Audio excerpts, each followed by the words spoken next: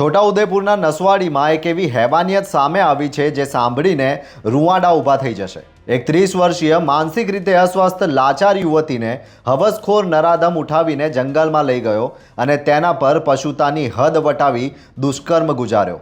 એટલું જ નહીં, યુવતીને ગંભીર ઈજાઓ પહોંચાડી મરવા માટે જંગલમાં ફેંકીને નરાધમ ભાગી છૂટ્યો હતો। ઘટનાની જાણ થતાં જ આદિવાસી સમાજમાં રોષનો જ્વાળામુખી ફાટી નીકળ્યો છે। નસવાડી પોલીસ સ્ટેશનમાં 50થી વધુ લોકોએ સૂત્રોચ્ચાર કરી પોલીસ પર એકતરફી તપાસનો આક્ષેપ લગાવ્યો છે। પરિવારની માંગ છે કે આ ગેંગ રેપ છે અને તમામ સંડોવાયેલા આરોપીઓ સામે કડક કલમો લગાવી ન્યાય આપવામાં આવે।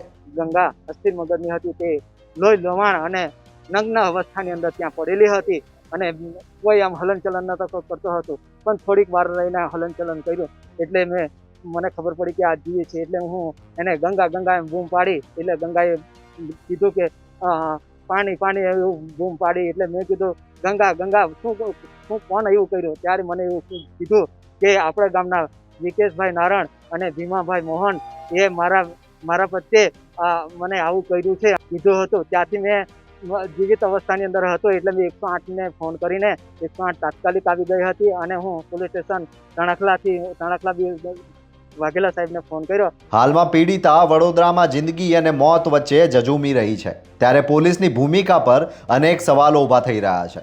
નસવાડી પોલીસ સ્ટેશન વિસ્તારના તણખલા આઉટપુટ વિસ્તારમાં 20 ફેબ્રુઆરીના રોજ એક મહિલા જંગલ વિસ્તારમાં બેભાન હાલતમાં પડેલ છે એવા સમાચાર મળતા તાત્કાલિક આઉટપોસ્ટ ઇન્ચાર્જ પીએસઆઈ દામોર સાહેબ ત્યાં પહોંચી ગયેલ અને જે પીડિત મહિલા છે તેઓને 108 બોલાવીને તાત્કાલિક સારવાર માટે નસવાડી ખાતે લાવેલ અને ત્યાંથી રાજપીપળા ખાતે રિફર કરેલ અને હાલ એસએસજી હોસ્પિટલ વડોદરા ખાતે સારવાર હેઠળ છે।